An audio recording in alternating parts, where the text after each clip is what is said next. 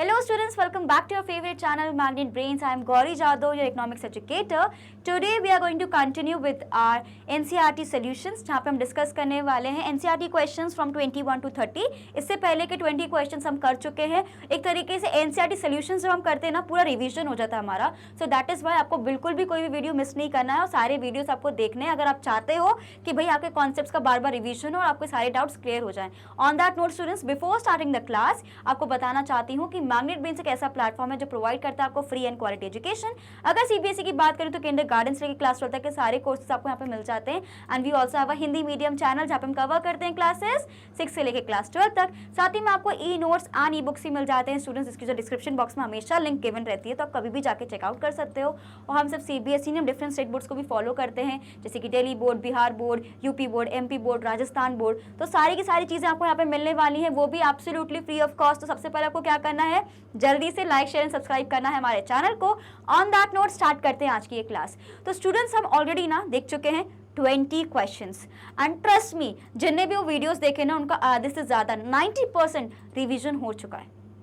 Yes 90% revision हो गया है पूरे प्रोडक्शन और कॉस्ट चैप्टर का. So you need to understand कि एनसीईआरटी सॉल्यूशंस जो हम आपको करवाते हैं आप डिफरेंट बुक्स को फॉलो करते हैं, आई नो दैट राइट. लेकिन आपको मानना पड़ेगा कि आप खुद जाके देखोगे सीबीएसई का पूरे करिकुलम में पूरे सिलेबस में नीचे गिवन रहता है आपको रेफरेंस कहाँ से लेना है, that is from NCERT. So that is why we can not take it for granted. और आपको एनसीईआरटी क्वेश्चंस तो देख लो एटलीस्ट, अगर आप बुक नहीं पढ़ रहे तो एटलीस्ट क्वेश्चंस देख लो, उसके सोल्यूशंस देख लो, आपको आइडिया लग जाएगा कि भाई एनसीईआरटी का पूछने का क्या तरीका है. बिकॉज कई बार क्या होता है, अभी तो नहीं, जब आप बोर्ड एग्जामिनेशन दोगे कोई भी डायरेक्ट क्वेश्चन उठा के दे दिया. अब बच्चों ने तो कभी एनसीईआरटी पढ़ी नहीं तो उनको लगता है कि भैया ये कैसे क्वेश्चन पूछ लिया मैम, बड़ा टफ लैंग्वेज है.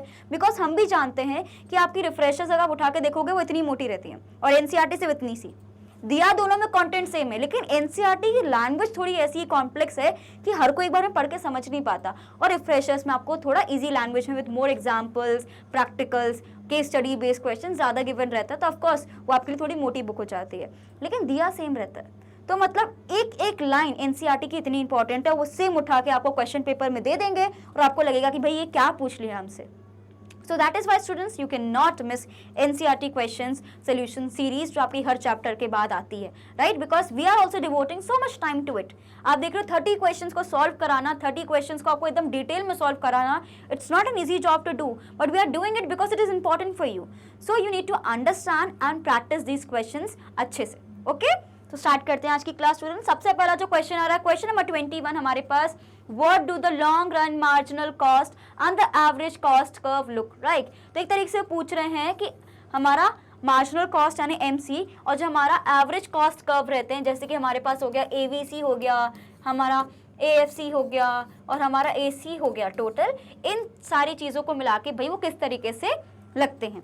तो इसको हम लोग देख लेते हैं स्टूडेंट. सबसे पहले ये आपका ग्राफ है पूरा, ठीक है. This is of MC and then we have of average cost, है ना. एवरेज कॉस्ट मेरा क्या रहता है, कुछ इस तरीके से रहता है. और मैंने आपको हमेशा सिखाया है कि जब भी एमसी होगा वो हमेशा किस पे कट करेगा, मिनिमम पॉइंट पे. तो इसका मिनिमम पॉइंट यहाँ पे है तो एमसी इसको यहाँ से कट करेगा. आपको ऐसे ही सीखना है, ऐसे ही बनाना है. रुको मैं आपको यहाँ पे बना के दिखाती हूँ फिर से आराम से. तो सबसे पहले क्या होता है स्टूडेंट्स, अगेन सेम कहानी मेरी, कैसे ग्राफ बनते हैं. ये आपने प्लस का साइन बनाया कुछ इस तरीके से, यहाँ पे लिखोगे आप लोग 0, यहाँ पे x, आपको हमेशा एरोस लगाने, यहाँ पे y, यहाँ पे भी एरो लगाया. यहाँ पे आप लिखोगे आउटपुट x एक्सिस पे और AC आप यहाँ पे लिखोगे y पे, AC एंड MC. ठीक है जी. अब मैंने आपको क्या बोला है कि एवरेज कॉस्ट कर्व हमारा यू शेप रहता है और जो मेरा MC होता है वो भी यू शेप रहता है लेकिन वो हमेशा मिनिमम पे कट करता है. तो अगर ये मिनिमम है तो MC उसको यहाँ से कट करके जाएगा. तो मेरा मार्जिनल कॉस्ट कुछ इस तरीके से रहने वाला है. तो इस तरीके से आपका ग्राफ बनेगा. पहले आप ये ग्राफ बनाओगे उसके बाद आप इसके पॉइंट्स को यहाँ पे लिख के समझाओगे. क्लियर. तो सबसे पहले आप इसका स्क्रीनशॉट ले लीजिए, ठीक है. अब इनका रिलेशनशिप अगर मैं आपको समझाऊं तो किस तरीके से रहता है, ग्राफ को देख के मैं समझने वाली हूँ. यहाँ पे क्या है कि AC क्या है, it is greater than MC, ठीक है. ये वाला जो पॉइंट है यहाँ पे क्या होता है students, AC is equal to MC. और ये वाला पॉइंट, आप ये वाला पॉइंट देखोगे तो मार्जिनल कॉस्ट ज्यादा स्पीड से बढ़ रहा है एज कंपेयर टू AC. तो हमारा MC is greater then AC, ठीक है. लेकिन यहाँ पे क्या हो रहा था, ये हमारे 3 कंडीशंस होते हैं. जो मैंने आपको पढ़ाया है रिलेशनशिप तीनों के बीच में, तब हमने पढ़ा है। तो सबसे पहले आप इसका स्क्रीनशॉट लीजिए, बी क्विक। तो ये आपने ग्राफ बनाया, इससे मैंने क्या समझा कि AC फॉल कर रहा है, यहाँ पे AC फॉल कर रहा है, ठीक है। आप यहाँ पे देख सकते हो AC इज फॉलिंग, ठीक है। AC भी यहाँ पे फॉल कर रहा है और हमारा ये मार्जिनल कॉस्ट भी फॉल कर रहा है, लेकिन AC ज्यादा उससे फॉल करेगा, लेकिन AC is greater than MC। फिर आप देख रहे हो कि AC is equal to MC, ये वाले पॉइंट पे AC is equal to MC।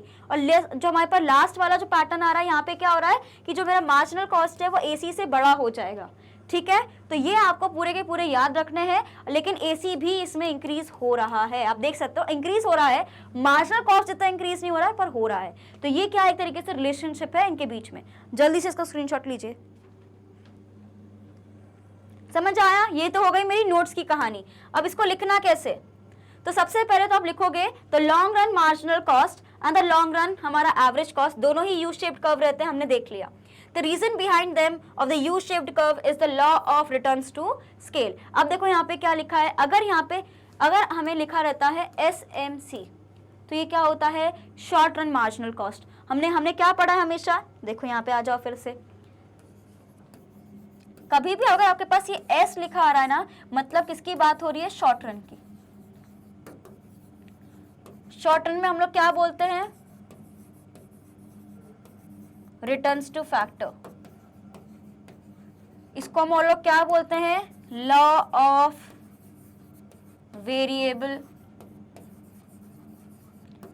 Proportions, ठीक है। सेम चीज अगर आपके पास पूछे LMC, तो अगर L लिखा आ रहा है मतलब मैं किसकी बात कर रही हूं, लॉन्ग रन की। लॉन्ग रन में कौन सा चलता है, returns to scale.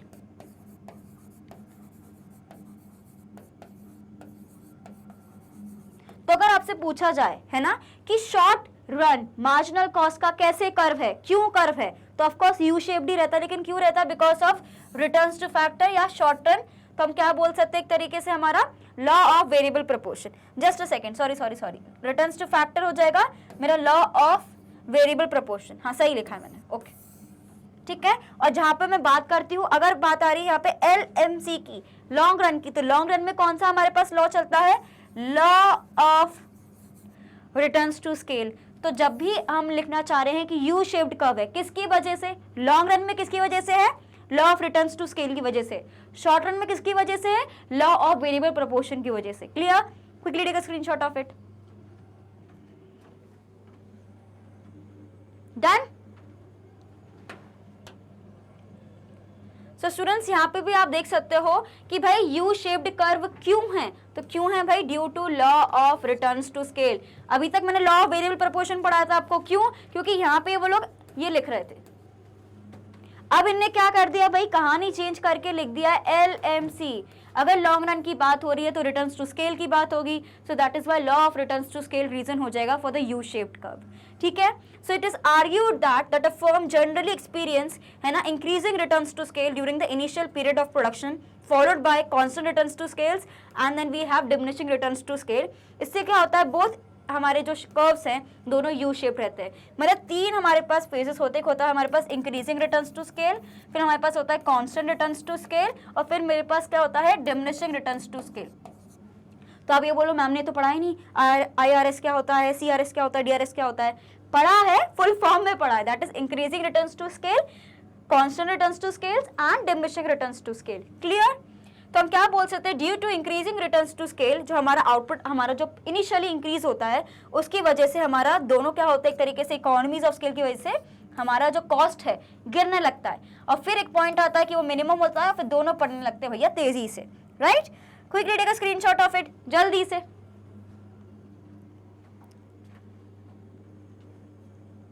Done. Now The following LAC experiences constant returns to scales। ये क्या है हमारे पास, increasing returns to scale। ये क्या होता है, constant returns to scale।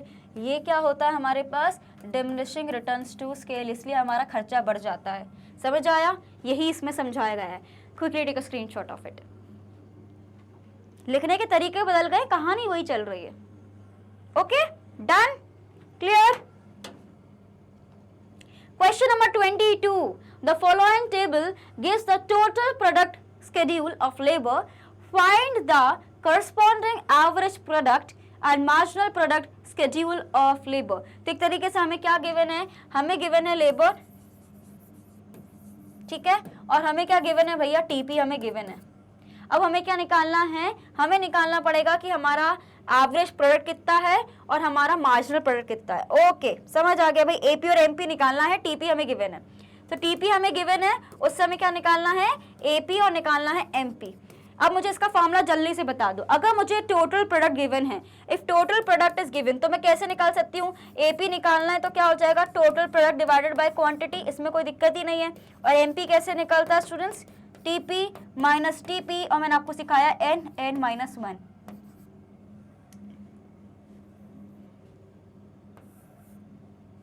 Clear? जल्दी से स्क्रीनशॉट ले लीजिए, फॉर्मूले याद होने चाहिए जल्दी से। डन? ये आपके पास पूरा स्केड्यूल गिवन है। तो सबसे पहले मेरे पास ये आपको गिवन है, सपोज आउटपुट है ना, ये हमारे इनपुट्स एक तरीके से 0 1 2 3 4 5 हो गया। अब क्या हो गया, मेरे को टोटल प्रोडक्ट गिवन था 0 15 35 50 40 48। क्लियर?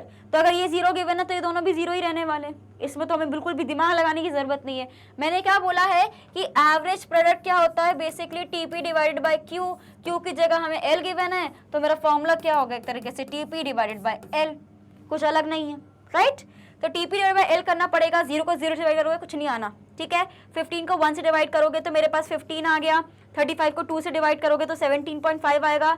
50 को 3 से डिवाइड करोगे तो 16.6 आएगा, ठीक है। 4 को 40 से, हमारा 40 को 4 से डिवाइड करोगे तो हमारा 4 आ जाएगा, सॉरी 10 आ जाएगा।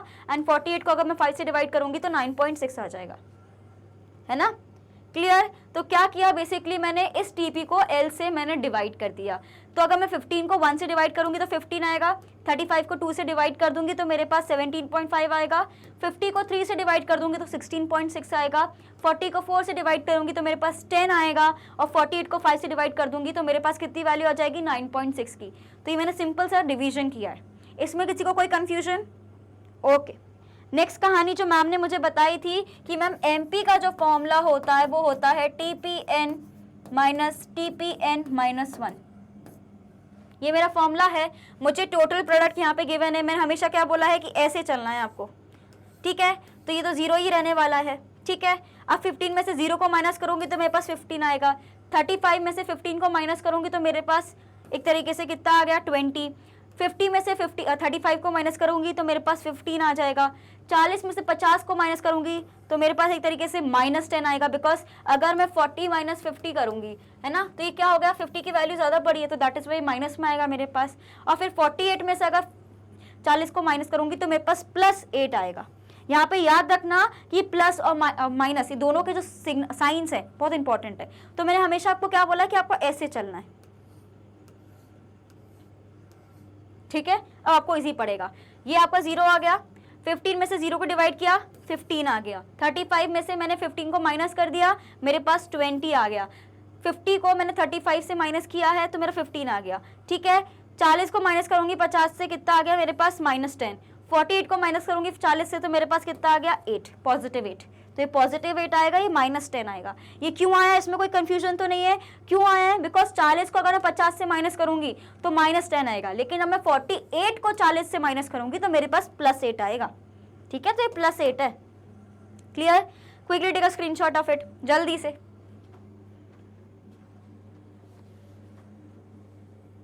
डन? अगर आपको सिर्फ फॉर्मूलेज याद है आराम से क्वेश्चन हो जाएंगे। Okay, question number 23, the following table gives the average product. Okay, मेरे को एपी गिवन है, एपी इज गिवन टू मी।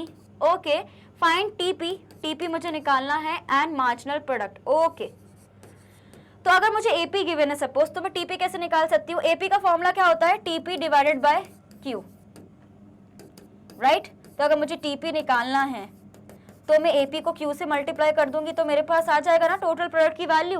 और अगर मेरे पास टीपी की वैल्यू आ गई तो मैं एमपी की वैल्यू निकाल लूंगी, क्योंकि मुझे फॉर्मूला तो याद है भाई, मैम ने इतनी बार उसको लिखवाया है कि हमें याद ही हो गया है फॉर्मूला। तो ये फॉर्मूला हो गया, तो ये दोनों फॉर्मूले से मैं कैलकुलेट कर लूंगी मेरी टोटल वैल्यू। इसमें कोई दिक्कत तो नहीं होगी? जल्दी से कैलकुलेट करके मुझे बताइए। Quickly take a screenshot of the question and do this question. Pause the video and do this question, be quick. मैंने आपको फॉर्मूले से यहाँ लिख के बता दिए कैसे करना है। डन। चलो सबसे पहले मुझे क्या गिवन है, मुझे एवरेज प्रोडक्ट गिवन है। एवरेज प्रोडक्ट अगर मुझे गिवन है तो टीपी कैसे निकलेगा, ठीक है। पहला फॉर्मूला ये, दूसरा फॉर्मूला जब मेरे पास टीपी निकल के आ गया है तो एमपी की वैल्यू निकलना आसान हो जाएगी, ठीक है। अब ले लो स्क्रीनशॉट, अब मैंने अच्छे से लिख दिया। डन। तो सबसे पहले ये मुझे गिवन है, ये मुझे गिवन है, अब मुझे निकालना है टीपी। तो टीपी क्या हो जाएगा भाई, क्वेश्चन के अकॉर्डिंग क्या हो जाएगा, एपी इंटू एल। तो मैं इन लोग को बस इंटू कर दूंगी। तो अब देखो 1 इंटू 2 2, 2 इंटू 3 6, 3 इंटू 4 12, 4 इंटू 4.25 कितना हो गया 17, 5 इंटू 4 20, 6 इंटू 3.5 कितना हो गया 21, ठीक है। तो ये जो मेरे पास वैल्यूज आई, ये क्या आ गया, मेरे पास टीपी आ गया। इसमें किसी को डाउट, कैसे निकाला मैंने, बस दोनों को इंटू किया है मैंने, एल एंड एपी को, ठीक है। बिकॉज एल को आप ऐसे लिख लो क्यू, तो समझ आ जाएगा, ठीक है। नेक्स्ट क्या है मेरे पास, मुझे मार्जिनल प्रोडक्ट कैलकुलेट करना है। अगेन मैम ने क्या बोला है कि भाई उल्टी नदी बहानी है हमें कुछ इस तरीके से, यस। तो देखो ये तो सामने वाला तो यही रहता है, 6 में से 2 माइनस करूंगी 4 आ गया, 12 में से 6 को माइनस करूंगी 6 आ गया, 17 से 12 को माइनस करूंगी 5 आ गया, 20 से 17 को माइनस करूंगी तो मेरे पास कितना आ गया 3, और 21 में से 20 को माइनस करूंगी तो मेरे पास आ गया 1। तो इससे मैंने क्या कैलकुलेट कर लिया, मार्जिनल प्रोडक्ट। क्या कोई डाउट है क्या, कैसे करना है फिर से बता रही हूँ। स्टार्टिंग वाली वैल्यू सेम लिखते हैं, 20 आ गया यहाँ पे। नेक्स्ट क्या बोल रहे हैं, मुझे मैम ने बोला उल्टा चलना है। तो 6 में से मैंने 2 को माइनस किया 4 आ गया, 12 में से 6 को माइनस किया 6 आ गया, 17 से 12 को माइनस किया 5 आ गया, 20 माइनस 17 3 आ गया, देन 21 माइनस 20 कितना आ गया 1। तो मेरा ये भी कैलकुलेट होके आ गया। कोई डाउट, कोई कंफ्यूजन, जल्दी से स्क्रीनशॉट ले लो quickly.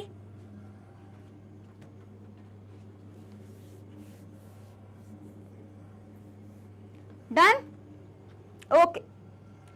Question number 24, the following table gives the margin. Okay, हमें एमपी गिवन है,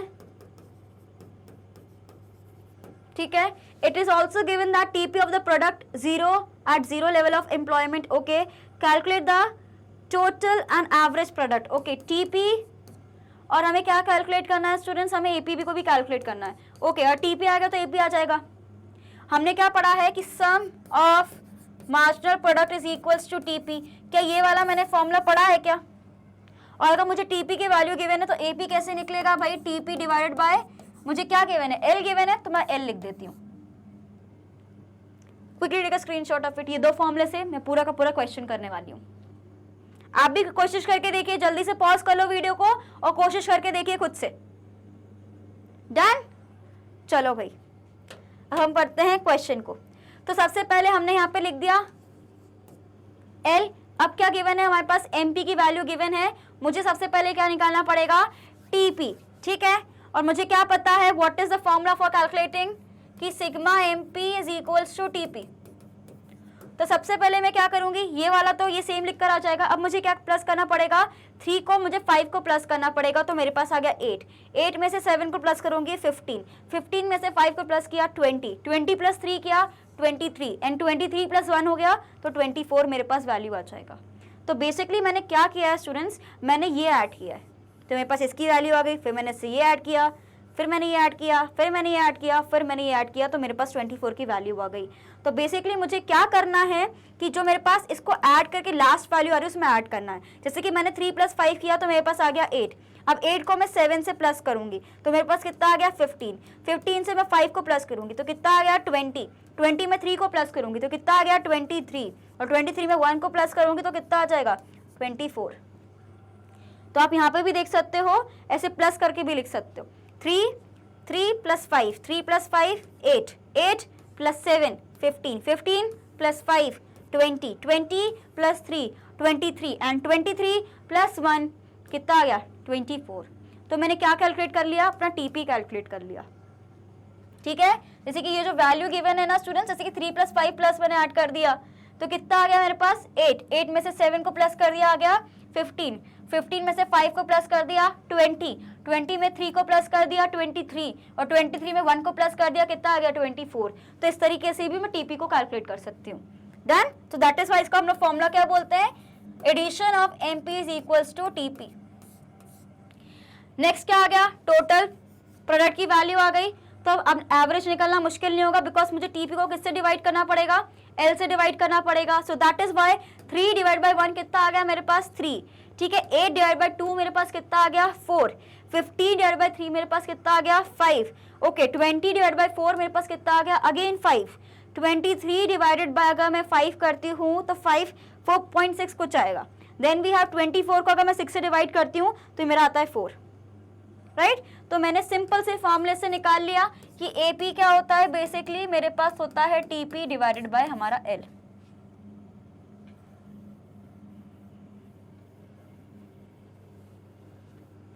quickly take a screenshot of it कि सिर्फ ये 2 फॉर्मूले से मैंने पूरा का पूरा आपका सॉल्व करके आपको बता दिया। हमने प्रैक्टिकल्स करे हैं तो ये तो कुछ भी नहीं, इससे डिफिकल्ट प्रैक्टिकल्स हम करके आ चुके हैं, ठीक है। डन, समझ आया, क्लियर हो गया, okay. Question number 25, the following table shows the total cost schedule of the firm. Okay, मुझे टोटल कॉस्ट गिवन है, okay. What is the total fixed cost schedule of this firm, calculate TVC, AFC, AVC, AC and MC. Okay, तो एक तरीके से हमें सारी की सारी कहानी इससे कैलकुलेट करनी है। टोटल कॉस्ट मुझे गिवन है, टोटल कॉस्ट से मुझे क्या निकालना है, टीएफसी भी निकालना है, टीवीसी भी निकालना है, इससे फिर मुझे निकालना है एसी, एवीसी, एएफसी और साथ में एमसी। तो एक तरीके से पूरा का पूरा शॉर्ट रन कर्व एनालिसिस हो जाएगा। ये कैसे निकालते, सारे फॉर्मूलेस लिख रही हूँ सबसे पहले मैं आप सभी के लिए, ठीक है। पहला फॉर्मूला मैं लिख रही हूँ, स्टूडेंट सब ध्यान से देखेंगे कि अगर मुझे सबसे पहले टीएफसी निकालना है, फिक्स्ड कॉस्ट तो मेरा सब जगह कॉमन ही रहता है तो उसमें कोई दिक्कत ही नहीं है। फिर अगर जो मतलब मेरा जो फिक्स्ड कॉस्ट है वो 10 ही रहने वाला है थ्रू आउट, बिकॉज मुझे यहाँ पे गिवन है टीसी इज इक्वल्स टू हमारा जो टोटल कॉस्ट जो इनिशियल है वो मेरा 10 है। टोटल वेरिएबल कॉस्ट तो मेरा 0 रहता है इनिशियली, फिर धीरे धीरे वो बढ़ता चला जाता है। नेक्स्ट क्या बोल रहे हैं, एवरेज कॉस्ट क्या होता है मेरा, एवरेज कॉस्ट को निकालने का जो फॉर्मूला होता है स्टूडेंट्स वो रहता है मेरे पास total cost divided by Q, ठीक है। एवीसी का क्या होता है, basically TVC, right, TVC divided by Q. AFC क्या हो जाएगा मेरा, एक तरीके से हो जाएगा TFC divided by Q. Marginal cost में कैसे निकाल सकती हूँ, बेसिकली टोटल कॉस्ट से निकल आएगा, सो TCN माइनस TCN माइनस 1। सबसे पहले आप इसका स्क्रीनशॉट ले लीजिए, सारे फॉर्मूले से मैं पूरा का पूरा आपको जो टेबल है कैलकुलेट करके दिखाने वाली हूँ, पूरा का पूरा स्केड्यूल बनाने वाली हूँ, ठीक है। जल्दी से आपको इसका स्क्रीनशॉट लेना है, quick. So coming back to this, तो सबसे पहले हमारे पास क्या आएगा, हमें ऑलरेडी गिवन है, ठीक है। क्वांटिटी हमारे पास 0 1 2 3 4 5 6 गिवन है, तो 3 का ये रहा और 5 6 का आपका यहाँ पे, ठीक है।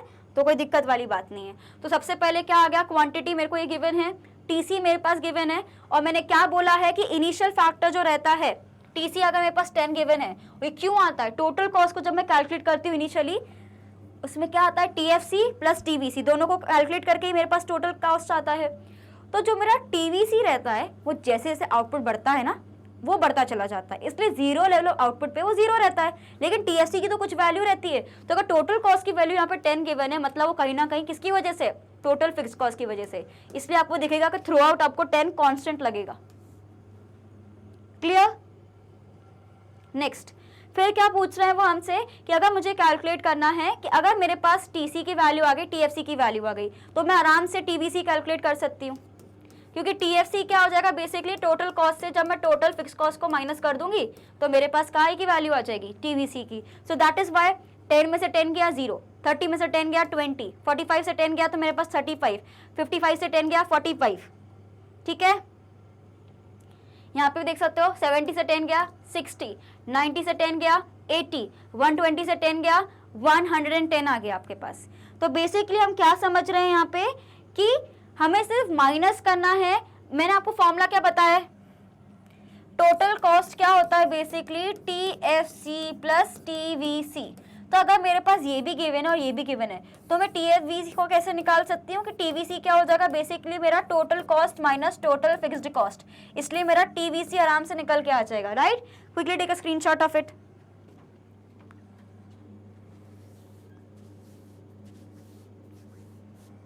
डन। सो आप ये वाला फिगर आउट कर सकते हो कि इसलिए हमारी पूरी वैल्यू TVC की निकल के आ गई। अब जब मेरे पास टोटल कॉस्ट सारे आ चुके हैं, है ना, टोटल कॉस्ट आ गया, टोटल फिक्स कॉस्ट आ गया और टोटल वेरिएबल कॉस्ट यानी TVC भी आ गया। अब मुझे क्या कैलकुलेट करना रहेगा, AFC, AVC और हमारा AC। तो अगर मुझे एवरेज फिक्स कॉस्ट निकालना है तो उसका क्या होता है, total fixed cost divided bye Q। तो टोटल फिक्स कॉस्ट क्या है मेरे पास, ये वाला गिवन है। अब मुझे इसको किससे डिवाइड करना है, Q से, तो उससे मेरा क्या निकल के आ जाएगा, AFC। तो इनिशियल वाला तो हमारा डैश रहता है। अब डिवाइड कर लो सबसे पहले 10 डिवाइडेड बाय 1 तो कितना आ गया 10, ठीक है। 10 डिवाइड बाय 2 कितना आ गया मेरा 5। 10 डिवाइड बाय 3 कितना आ जाएगा 3.33। नेक्स्ट क्या है मेरे पास, हमें डिवाइड करना रहेगा 10 divided by 4 2.5, 10 divide by 5 2 and 10 divide by 6 हमारे पास हो जाएगा 1.66, ठीक है। समझ आया कि AFC कैसे कैलकुलेट हुआ। बेसिकली मैंने TFC को डिवाइड कर दिया भाई Q से, तो मेरा पूरा का पूरा स्टेटमेंट निकल कर आ गया। अब क्या बारी आ गई, अगर AFC निकल गया, निकालना है मुझे AVC। तो AVC क्या होगा मेरा, बेसिकली TVC को जब मैं डिवाइड करूंगी आउटपुट से। तो अगर मैं बात करती हूँ यहाँ पे, ये वाला आपको देखना है पूरा TVC, ठीक है। 20 को अगर मैं 1 से डिवाइड करती हूँ तो मेरे पास कितना आ गया 20। 35 को अगर मैं 2 से डिवाइड करती हूँ तो 17.5 आएगा मेरे पास। अगर मैं बात करती हूँ यहाँ पे 45 को 3 से डिवाइड करूंगी तो 15 आएगा। इसमें कोई डाउट, यहाँ तक कोई डाउट है क्या, ये पूरा कैलकुलेट कर लिया। अब बारी आ रही है स्टूडेंट्स नेक्स्ट यहाँ पे कि अब मैं बात करती हूँ कि ये कितना आ गया, मुझे डिवाइड करना रहेगा बेसिकली 60 को बाय 4 तो मेरे पास 15 आ गया। 80 को डिवाइड करूंगी 5 से तो मेरे पास 16 आ जाएगा। और अगर मैं डिवाइड करती हूँ 110 को 6 से तो मेरे पास आ गया 18.33। क्लियर। चलो नेक्स्ट क्या आता है मेरे पास, अभी तक मैंने यहाँ तक का पूरा कैलकुलेट कर लिया है। अब मेरे पास क्या आ रहा है कि मुझे कैलकुलेट क्या करना है, एवरेज कॉस्ट। तो क्या होगा, बेसिकली मुझे कैलकुलेट करना पड़ेगा जब मैं AFC प्लस अगर मैं AVC करती हूँ तो भी तो मेरा आ जाएगा ना एवरेज कॉस्ट। तो मुझे सिंपली क्या करना है, ये दोनों फिगर्स को ऐड करना है, 10 प्लस 20 30, 5 प्लस 17.5 22.5, 3.33 प्लस 15 हमारे पास कितना हो जाएगा 18.33। कोई डाउट इसमें, समझ आया, आया कि नहीं आया। सिमिलरली अगर ये वाला पॉइंट भी आप देखोगे कि यहाँ पे भी अगर मैं दोनों को ऐड कर दूंगी तो मेरे आंसर आ जाएगा, ठीक है। यहाँ पे भी अगर आप देखोगे अगर मैं 2.5 को 15 को ऐड करूंगी तो 17.5 आ जाएगा, 2 और 16 को ऐड करूंगी तो मेरे पास 18 आ जाएगा, और 1.66 और 18.33 को ऐड करूंगी तो 19.99 आ जाएगा। तो ये क्या है, मेरा एवरेज कॉस्ट है। इतना क्लियर हुआ, ओके। नेक्स्ट क्या आता है, मुझे कैलकुलेट करना पड़ेगा लास्ट में, दैट इज मेरा मार्जिनल कॉस्ट। और मार्जिनल कॉस्ट को कैसे कैलकुलेट किया जाता है, मार्जिनल कॉस्ट का फॉर्मूला यहाँ लिख देती हूँ। मार्जिनल कॉस्ट का फॉर्मूला क्या होता है स्टूडेंट्स, बेसिकली हमारा हो जाएगा कि टोटल कॉस्ट मुझे गिवन है तो n minus total cost n minus 1, ये मेरा फॉर्मूला चलने वाला है। तो टोटल कॉस्ट देखो कहाँ पे गिवन है, मुझे यहाँ पे गिवन है टोटल कॉस्ट, तो इससे मैं कैलकुलेट कर सकती हूँ, उल्टा जाना है बस, ठीक है। 30 से 10 माइनस करूंगी 20 आ जाएगा, 45 से 30 माइनस करूंगी 15 आ जाएगा, 55 से 45 माइनस करूंगी 10 आ जाएगा, राइट। सिमिलरली आप यहाँ पे देखोगे कि अगर मैं 70 को किससे माइनस करना रहेगा मुझे 55 से, ओके। तो 70 को 55 से माइनस करूंगी 15 आ जाएगा, 90 को 70 से माइनस करूंगी 20 आ जाएगा। सिमिलरली 120 में से 90 को माइनस करूंगी तो 30 की वैल्यू आ जाएगी। तो इससे मेरा ये वाला भी पूरा कंप्लीट हो गया, राइट। अब जल्दी से इसका स्क्रीनशॉट ले लीजिए, बी क्विक।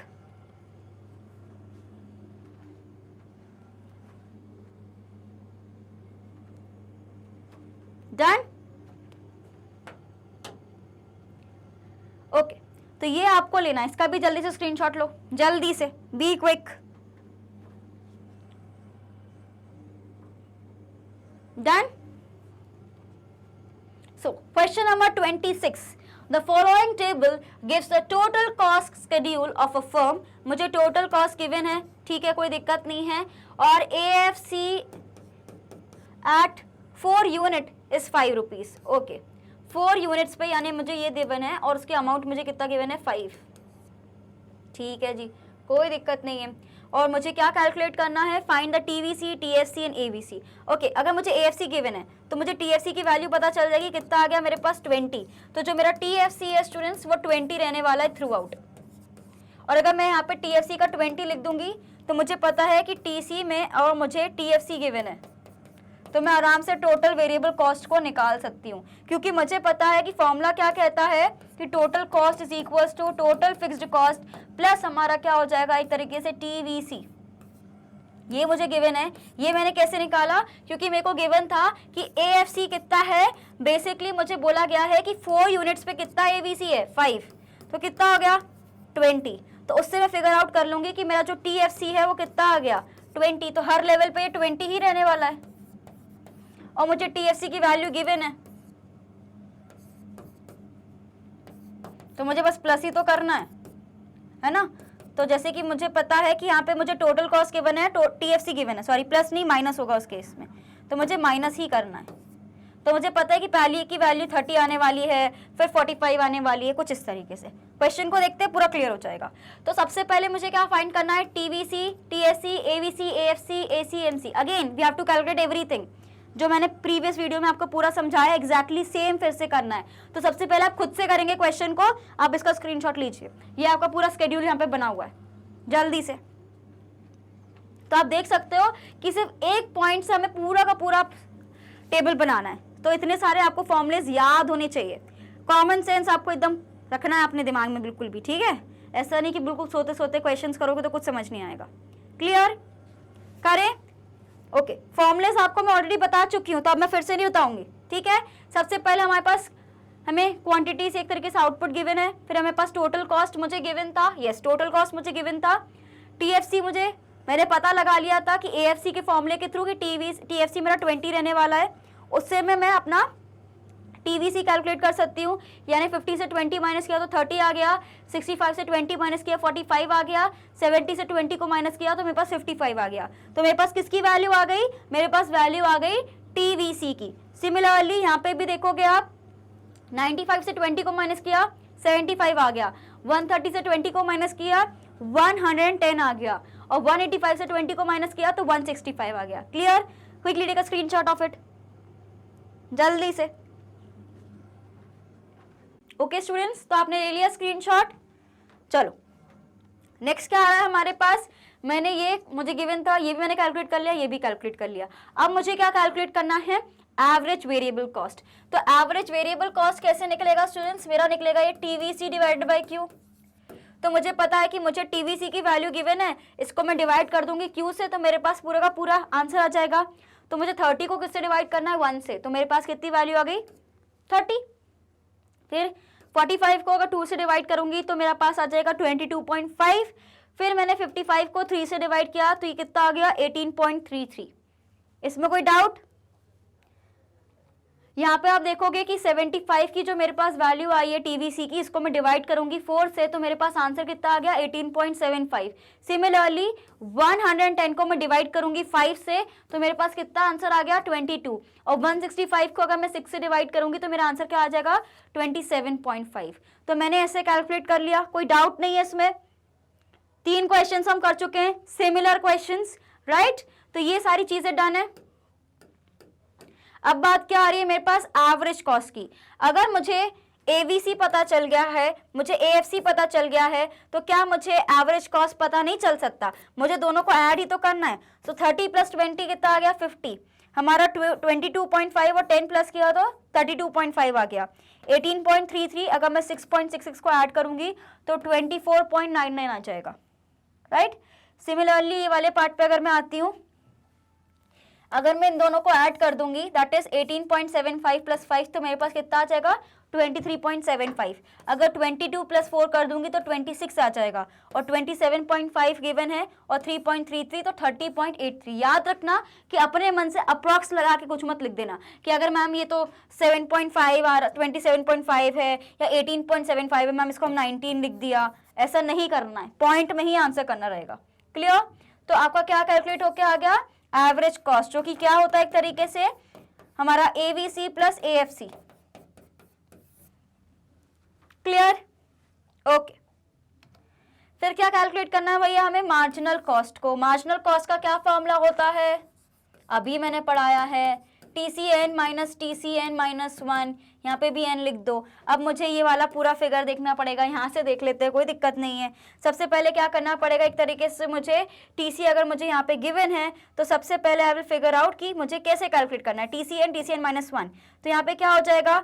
50 से अगर मैं 20 को माइनस करूंगी, क्योंकि पहले भी 20 रहा तो ये 30 आया। फिर क्या करना पड़ेगा? 65 में से 50 को माइनस किया, 50 आ गया। 75 में से 65 को माइनस किया, 10 आ गया। ठीक है, फिर क्या होगा स्टूडेंट्स, मुझे माइनस करना पड़ेगा यहाँ पे 95 और 75 को तो 20 आ जाएगा, 130 95 को तो 35, 185 में से 130 माइनस करूंगी तो 55 आ जाएगा। तो इस तरीके से मैं कैलकुलेट कर सकती हूँ। देखो यहाँ पे बेसिकली क्या करना रहेगा, 65 में से 50 को माइनस किया 30, 75 में से 65 को माइनस किया 10। इस तरीके से आपको पूरा कैलकुलेट करना पड़ेगा कि आपको 185 में से जब आप 130 को माइनस करोगे तो आपके पास फिगर आ जाएगा 55 का। Clear? Quickly take a screenshot of it, जल्दी से। आपको सिमिलर क्वेश्चंस मिल सकते हैं आपके एग्जाम्स में भी, ठीक है, कि आपको एक गिवन रहेगा छोटा सा शेड्यूल और आपको सारी की सारी चीजें कैलकुलेट करनी रहेंगी। So that is why students pay attention, right? Done? Clear? एक बार इसका भी स्क्रीनशॉट लो।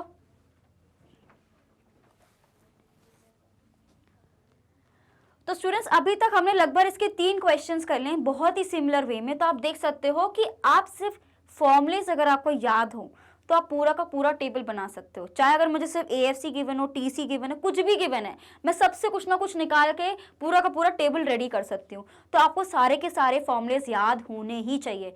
आप चाहो तो अपनी अलग से एक बुकलेट बना लो और सारे फॉर्मूलेस को लिख लो और उसका हर 10 दिन में आपको रिविजन करना है, वीकली रिविजन कर लो, बेटर रहेगा।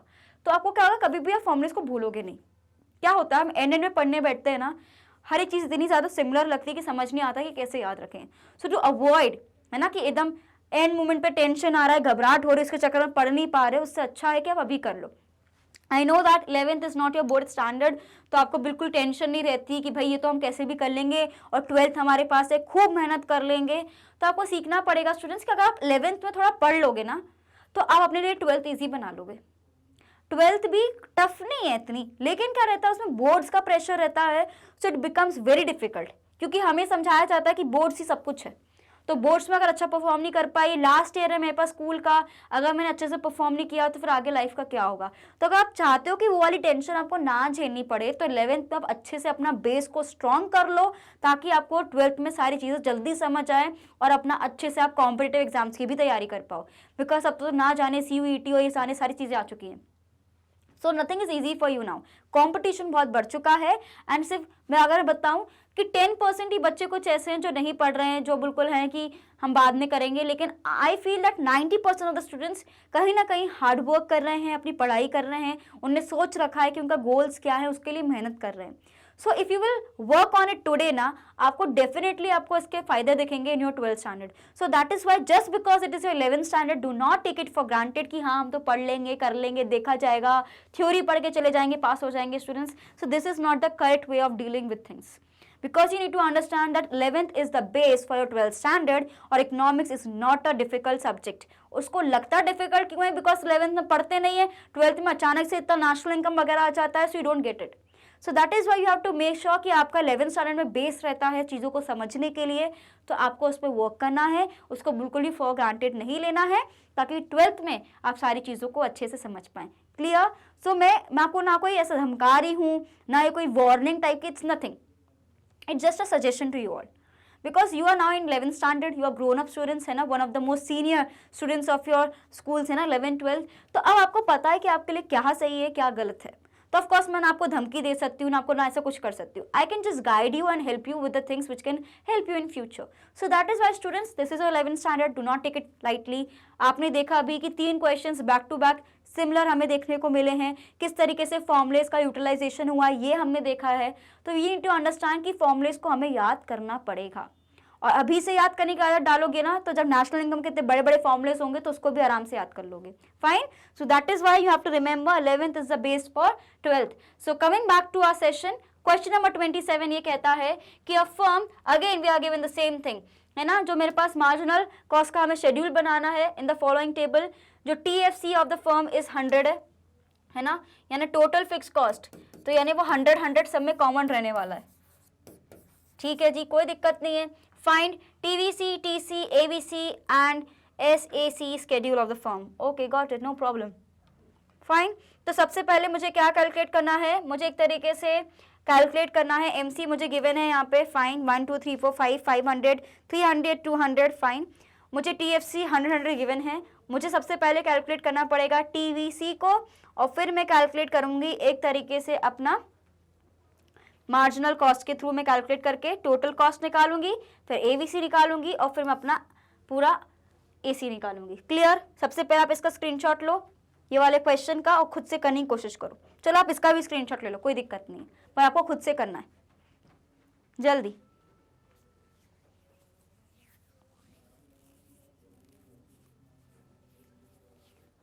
फाइन. तो सबसे पहले हमने पढ़ा है कि अगर मुझे MC निकालना है तो एक तो फैक्टर होता है मेरा कि मैं total cost n minus TCn minus 1 वाला फॉर्मूला लगाऊं, राइट. और एक जो फैक्टर होता है मेरे पास वो कैसा होता है बेसिकली स्टूडेंट्स, कि मैं TV से भी कैलकुलेट कर सकती हूँ. ठीक है. तो सबसे पहले अगर मुझे कैलकुलेट करना है तो अगर मैं इस वाले फॉर्मूले से चलती हूँ तो मुझे क्या करना पड़ेगा, बेसिकली इन सब चीज़ों को ऐड करते हुए चलना है, राइट. कैसे, देखो समझो. सबसे पहले 500 का 500 यहाँ आ गया, फिर 500 में 300 ऐड करूंगी तो 800 आ गया. 800 में से मैं फिर से 200 को ऐड करूंगी तो मेरे पास 1000 आ गया. क्लियर. हम लोग MC से कैलकुलेट कर रहे हैं. फिर मुझे क्या करना पड़ेगा, जो मेरे पास 1000 आया उसमें 300 ऐड करूंगी तो 1300 आ गया. 1300 में से 500 को ऐड करूंगी 1800 आ गया. 1800 में 8 ऐड करूंगी तो कितना आ गया 2600. तो इस तरीके से मैंने क्या कैलकुलेट कर लिया, एक तरीके से मैंने TVC, और मैं जब दोनों को ऐड कर दूंगी तो मेरे पास क्या आ जाएगा, एक तरीके से मेरा total cost. So that is why जब मैं दोनों को ऐड करूंगी तो मेरा टोटल कॉस्ट क्या आएगा, पहले तो 100 ही रहेगा, फिर आ जाएगा 600, फिर 100 में से 800 को प्लस करूंगी 900, 100 प्लस 1000 कितना हो जाएगा 1100. ठीक है.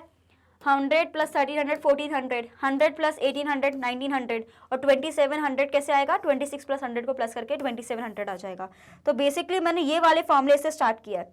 कौन से फॉर्मूले से, कि अगर मुझे MC गिवन है तो उसके दो फॉर्मूले हो सकते हैं, TCn माइनस TCn माइनस 1. ठीक है. तो अगर मुझे मार्जिनल कॉस्ट निकालना है तो एक और तरीका होता है TVCn माइनस TVCn माइनस 1. तो दोनों के दोनों ये फॉर्मूलेस मैंने यूज़ करे हैं. ठीक है. तो यहाँ पे आप देख सकते हो स्टूडेंट्स, जैसे कि यहाँ पे हमें एक तरीके से मार्जिनल कॉस्ट यहाँ पे गिवन है. ठीक है. It is not TC, it is marginal cost. तो आपको पूरा कैलकुलेट करना रहेगा. इस वाले फॉर्मूले से मैंने निकाल लिया, मुझे TFC गिवन था, दोनों को ऐड कर दिया, मेरे पास क्या आ गया, टोटल कॉस्ट निकल के आ गया. टोटल कॉस्ट निकल के आ गया तो मैं ABC भी निकाल सकती हूँ TVC से, और अपना टोटल कॉस्ट भी निकाल सकती हूँ. तो सपोज मुझे टोटल कॉस्ट यहाँ पे मिल गया है और मुझे AC निकालना है, तो मुझे टोटल कॉस्ट को सिर्फ आउटपुट से डिवाइड करना है. ये तो डैश रहेगा. 600 को अगर 1 से डिवाइड करूंगी तो कितना आ गया 600. 900 को 2 से डिवाइड करूंगी 450. 1100 को 3 से डिवाइड किया 366.67.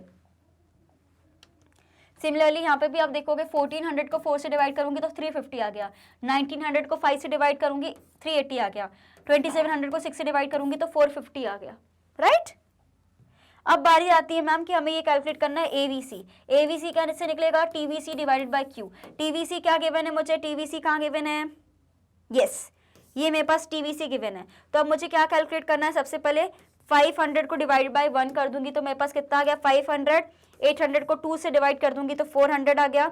11,000 को एक तरीके से मेरे पास जो 1100 गिवन है इसको मैं 3 से डिवाइड कर दूंगी तो मेरे पास क्या वैल्यू आ गई 13.33. क्लियर. नेक्स्ट क्या हो गया, सिमिलरली 1300 को अगर मैं 4 से डिवाइड कर दूंगी तो मेरे पास कितना आ गया 325, 1800 को मैं डिवाइड कर दूंगी 5 से तो मेरे पास कितना आ गया 360, और 2600 को अगर मैं 6 से डिवाइड कर दूंगी तो कितना आ गया 43.33। तो बेसिकली फॉर्मूलेस को यूज करके मुझे पूरा कैलकुलेट करना है। कौन कौन से फॉर्मूलेस निकल रहे हैं भाई, सबसे पहले हमने क्या फॉर्मूला देखा है कि मार्जिनल कॉस्ट अगर गिवन है तो ये वाले फॉर्मूले से भी मैं निकाल सकती हूँ, ठीक है। और मुझे सबसे पहले क्या कैलकुलेट करना है कि मुझे टीएफसी गिवन है तो सब में कांस्टेंट ही रहेगी, ठीक है। इससे मेरा क्या निकल के आ गया, एक तरीके से टीवीसी निकल के आ गया। तो जब मैं टीएफसी प्लस टीवीसी कर दूंगी तो मेरे पास कितना निकल के आ जाएगा, टोटल कॉस्ट आ जाएगा। टोटल कॉस्ट गिवन है तो अगर मुझे एएफसी निकालना है तो उसका फॉर्मूला क्या हो जाएगा, टीएफसी डिवाइडेड बाय क्यू, और अगर मुझे निकालना है एवीसी तो इसका फॉर्मूला हो जाएगा टीवीसी डिवाइडेड बाय क्यू। और सिमिलरली अगर मुझे निकालना है एवरेज कॉस्ट तो क्या हो जाएगा मेरे पास, total cost divided by Q. ये सारे के सारे फॉर्मूलेस मैंने यूज किए हैं। Quickly take a screenshot of it. Done, clear. इसका भी जल्दी से स्क्रीनशॉट आपने ले लिया था आई थिंक पहले, अब इसका वाले पोर्शन का आप स्क्रीनशॉट लो। सेम क्वेश्चन है, 4 क्वेश्चन कर चुके हैं मैं से, ठीक है। दैट इज वाई मैंने ये वाला क्वेश्चन आपको स्पीड से कराया है, सेम चीज को रिपीट किया है बस इसमें, ठीक है। चलो, okay, we have a new question now. Let the production function of a firm be, ये है हमें L इंटू के गिवन रहता है ना। प्रोडक्शन फंक्शन क्या होता है मेरे पास, QX इज इक्वल्स टू हमारा क्या हो जाएगा, L इंटू के, ठीक है। ये मेरा क्या होता है, this is my production function. Clear? We have to find out the maximum possible output that the firm can produce with 100 units of L and 100 units of K. Okay. हमें already given है कि कितना हम लोग को input given है कि आपको 100 यूनिट्स L के यूज करने हैं और 100 यूनिट्स K के करने हैं। तो इस इक्वेशन में लगा के बताओ कि भाई कितना हमारा प्रोडक्शन हो पाएगा। तो सिंपल से क्या करना है, बहुत ही बेसिक सी चीज है, आपको यहाँ पे 100 की वैल्यू लगानी है बस। तो क्या हो जाएगा basically 100 units of labour, 100 units of labour, तो हम लोग क्या लिखेंगे 5 इंटू 100, ठीक है, इंटू हाफ, प्लस हमें कितना गिवन है, दैट्स इट, ठीक है। हम इसको जब सॉल्व करेंगे तो मेरे पास कितना आ गया, ये 10 की वैल्यू आ जाएगी, ये भी 10 की वैल्यू आ जाएगी, तो मेरे पास आंसर कितना आ जाएगा basically students, my answer would be equal to 500, that's it, और कुछ भी नहीं है। Clear? Quickly take a screenshot of it. रुको मैं इसको रब कर देती हूँ पहले। आपको सिर्फ इक्वेशन में ना 100 और 100 को पुट करना है और कुछ नहीं, तो बहुत ही बेसिक मैथ्स की इक्वेशन है, उसको सॉल्व करना है, ठीक है। Quickly take a screenshot of it. अब देखो इसको कैसे सॉल्व करना है। सबसे पहले आप 100 का वैल्यू लिख दो, 10 रेज़ टू पावर 2 हो जाता है 100, ठीक है। ये हमें 1/2 गिवन है, 2 में से कटा तो सिर्फ 10 बचा ना, सो दैट इज वाई यहाँ पे सिर्फ 10 की वैल्यू आ रही है। सिंपल सा है, देखो क्या हमें अगर बोल रहे हैं कि 100 की पावर ये है ना, मैथ्स की इक्वेशन है, तो ये कितना होगा 10 स्क्वायर हो जाएगा। 10 स्क्वायर का ही मतलब 100 होता है, तो 10 स्क्वायर लिखा और ये 1/, है तो इसमें से ये कटा तो सिर्फ हमारे पास 10 बचा। सो दैट इज वाई यहाँ पे जब आप देखोगे ना इक्वेशन में स्टूडेंट्स यहाँ पे, तो मेरे को ये जो इक्वेशन गिवन है, ये वाली इक्वेशन में मैंने जस्ट ये पुट कर दिया है, तो ये आ गया 10 और ये भी 10 आ गया, ये इंटू है ना, ये 5 है, तो 5 को अगर मैं 10 इंटू करूँगी 50 को भी 10 से इंटू करूँगी तो कितना आ गया मेरे पास 500। तो इसलिए मेरा जो आंसर है ना यहाँ पे, ये मेरा 500 यूनिट्स आया। क्लियर? समझ आया? अब ले लो जल्दी से स्क्रीनशॉट, पूरा बता दिया मैंने, ठीक है। कैसे होता है भाई, ऐसे लिख देती, रुक जाओ, ठीक है। समझ आया? जल्दी जल्दी फटाक से। डन? चलो भाई आगे बढ़े ना। Question number 29, okay, similar question है, do not worry. Let the production function of a firm be, okay, मुझे यहाँ पे गिवन है ना, find out the maximum possible output that the firm can produce with 5 units of L, okay. तो L के मुझे कितने गिवन है, 5 units of L and 2 units of K। What is the maximum production function output that the firm can produce with the 0 level output of L and 10? Okay, ये भी हमें given है। So maximum possible output that the firm can produce with the 0 units of L, पहले इससे हमें calculate करना है, फिर एल में हमारा 0 हो जाएगा और 10 हमारा हो जाएगा, और 10 यूनिट्स हमारे पास के हो जाएंगे। ओके, दो सिचुएशंस मेरे पास गिवन है। तो सबसे पहले पहली सिचुएशन क्या गिवन है, यहाँ पे क्या कि मेरे को 5 दिया हुआ है लेबर का और 2 गिवन है मुझे कैपिटल का। तो मेरी इक्वेशन क्या हो जाएगी, 5 का स्क्वायर कितना होता है 25, 2 का स्क्वायर कितना होता है 4। सो दैट इज वाई यहाँ पे आप देख सकते हो कि 2 इंटू 25 इंटू 4 है ना, तो ये कितना आ गया मेरे पास 200 आ गया। क्लियर, ये मेरे पास 200 यूनिट्स आ गया यहाँ पे। सिमिलरली अगर मुझे बी वाली यूनिट गिवन है, यहाँ पे क्या बोल रहे हैं, एल मेरे पास 0 हो गया, के मेरे पास 10 हो गया। अब इक्वेशन में लगा दो, इक्वेशन क्या हो जाएगा, 0 का स्क्वायर तो 0 ही रहना है और इसका हो जाएगा 100। तो फिर से मेरा एक तरीके से 100 का स्क्वायर एक तरीके से हमारा ये आ गया, तो इंटू जब मैं 0 करूंगी तो फिर से मेरे 0 यूनिट्स ही आने। मैम 0 यूनिट्स कैसे आएंगे, 200 आएगा भाई, इंटू 0 करोगे तो 0 ही आना है ना हर एक चीज। अगर मैं 2 इंटू 0 इंटू ये भी कर रही हूँ एक तरीके से, तो 0 ही तो आना है, राइट। दैट इज वाई इसमें 0 आएंगे हमारे पास यूनिट्स और इसमें 200। कुछ नहीं, आइडेंटिटीज को लगाना है डायरेक्टली कि मुझे यहाँ पे क्या गिवन है, एल की वैल्यू यहाँ पे मुझे कितनी गिवन थी, 5 गिवन थी, और के की वैल्यू मुझे 2 गिवन थी। तो मैंने इक्वेशन में लगा दी कि मेरे पास ये 5 था, ये 2 था। 5 का स्क्वायर कितना होता है 25, 2 का होता है 4 और इंटू हमें 2 करना है, तो मेरे पास कितना आ गया 200 यूनिट्स। क्लियर, इसी तरीके से मैं सेकंड वाला भी कैलकुलेट कर लूंगी। जल्दी से स्क्रीनशॉट ले लीजिए, बी क्विक। डन, इसका भी स्क्रीनशॉट ले लो भाई जल्दी से। आज का जो सेशन था उसमें बहुत सारे न्यूमेरिकल्स आ गए है ना, एनसीईआरटी में बहुत सारे न्यूमेरिकल्स हमें दे दिए। चलो क्वेश्चन नंबर 30 भी कुछ इसी तरीके से students, find out the maximum possible output for a firm with 0 units of L. L हमारे पास 0 है, ठीक है, और 10 यूनिट्स ऑफ के, ये तो सिमिलर हो गया, ठीक है जी। अब मुझे क्या बोल रहे हैं एक तरीके से कि हमारी इक्वेशन चेंज हो गई है, लेकिन वैल्यू लगा दो यहाँ पे 10, एल 0 है तो 5 इंटू 0 तो 0 हो जाएगा, और इसका फिर हमारे पास आंसर कितना आ गया भाई 20। ये तो बहुत सिंपल था। देखो कैसे किया, सबसे पहले Q into 5L plus 2K मुझे गिवन था, ठीक है जी, मैम ने बोला मैंने लिख दिया। अब क्या बोल रहे हैं वो कि 0 यूनिट्स ऑफ L, L कितना है ये 0 है, और वहीं पर 10 units of K, 10 units of K। अब मुझे क्या इंटू करना पड़ेगा, जो इतना गिवन है, 5 इंटू 0 0 हो जाएगा, प्लस 2 इंटू 10 कितना हो गया 20। तो मेरे पास Q की वैल्यू कितनी आ गई 20। Quickly take a screenshot of it. Done, लीजिए पूरा स्क्रीनशॉट, किस तरीके से लिखना है, कैसे क्वेश्चंस को सॉल्व करना है।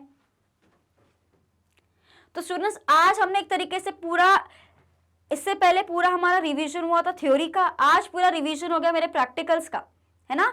तो एनसीईआरटी के जो पूरे हमने 30 क्वेश्चंस अभी तक करे हैं, आज हमने 10 क्वेश्चंस करे, इससे पहले 10, फिर उससे पहले 10, पूरे 3 वीडियोस की सीरीज आई आपके पास एनसीईआरटी सॉल्यूशंस की, उसमें हमने एक तरीके से पूरा रिवीजन कर लिया है ना। तो रिवीजन जाने दूं क्या, रिवीजन नहीं कराऊं, पूरा तो रिवीजन कर लिया हमने इसमें, ऑफ कोर्स कराऊंगी, do not worry about that. लेकिन स्टूडेंट्स आप देख सकते हो कि जब हम लोग क्वेश्चन को सॉल्व करते हैं तो हमारा कितने अच्छे से रिवीजन हो जाता है, पूरा का पूरा रिवीजन हो गया हमारा, right. So that is why students आपको एनसीईआरटी सॉल्यूशंस पूरे देखने हैं।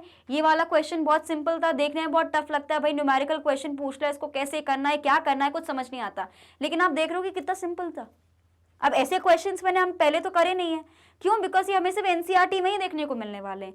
So students that is why आपको एनसीईआरटी सॉल्यूशंस भी देखने हैं, राइट। और अपने फ्रेंड्स को भी बोलना जिनने नहीं देखा है कि भाई देखो, तो उनको पता चलेगा भैया ये हमने रिफ्रेशर्स वगैरह से सॉल्व नहीं किया है, एनसीईआरटी का क्वेश्चन सॉल्व किया है, right students. This is done. तो भाई यही था हमारा वीडियो का पूरे के पूरे 30 क्वेश्चंस हमारे एनसीईआरटी के हो चुके हैं स्टूडेंट्स। तो अगर आपने तीनों वीडियोस देखे हैं तो वेल डन। सबसे पहले आपके लिए बहुत अच्छे से क्लैप करूंगी, बिकॉज ये बहुत बड़ी सीरीज हो गई। आप हर वीडियो देखोगे, मैंने बहुत डिटेल में हर एक कॉन्सेप्ट को समझाया है ताकि आपको रिविजन भी हो, कोई डाउट हो तो वो भी क्लियर हो जाए स्टूडेंट्स। फिर भी कोई आपके पास कोई डाउट हो तो जो भी टॉपिक है आपका, आप उसका टॉपिक का जाके देख सकते हो डिटेल वर्जन जो मैंने आपको पहले प्रोवाइड करा रखे हैं। आपको पूरी प्लेलिस्ट मिल जाएगी यूट्यूब पे, नहीं तो हमारे वेबसाइट, हमारे एप्लीकेशन में जाके भी आप देख सकते हो। पूरी आपको प्लेलिस्ट मिल जाएगी, तो आपको पता रहेगा कि भाई कौन सा टॉपिक मुझे पढ़ना है, तो आप डिटेल में जाके आराम से पढ़ सकते हो। तो आपके सारे डाउट्स क्लियर हो जाएंगे students, because here at magnet brains we are trying to provide you with free and quality education. अगर सीबीएसई की डिफरेंट स्टेट बोर्ड्स की हम बात करते हैं तो आपको यहाँ पे Delhi board, Bihar board, UP board, MP board, Rajasthan board, सारे के सारे बोर्ड्स यहाँ पे मिल जाएंगे, राइट। तो आपको कहीं भी भटकना नहीं है, आपको यहीं पे बने रहना है, आपको कंसिस्टेंट रहना, अपने नोट्स बनाने हैं, प्रैक्टिस करनी है। अगर मैं सीबीएसई की बात कर रही हूँ तो किंडरगार्टन से लेकर क्लास 12 तक के सारे कोर्सेज हैं, और हमारा हिंदी मीडियम चैनल भी है जहाँ पे हम कवर करते हैं क्लासेस 6 से लेकर क्लास 12 तक। आपको e notes and e books भी मिल जाएंगी स्टूडेंट्स, उसकी जो लिंक है डिस्क्रिप्शन बॉक्स में हमेशा गिवन रहती है, तो डेफिनेटली जाके आप चेकआउट कर सकते हैं। और सिर्फ हमें यूट्यूब पे नहीं, हमें डिफरेंट सोशल मीडिया साइट्स भी आपको फॉलो करना है, जैसे कि Facebook, Instagram, Twitter, Telegram and WhatsApp, ताकि कोई भी इंपॉर्टेंट अपडेट्स आपसे मिस ना हो students. And you have to be consistent and regular with everything. Keep learning, be motivated. कोई भी डाउट हो you can let me in the comment section. Bye bye, see you in the next video and thank you for watching.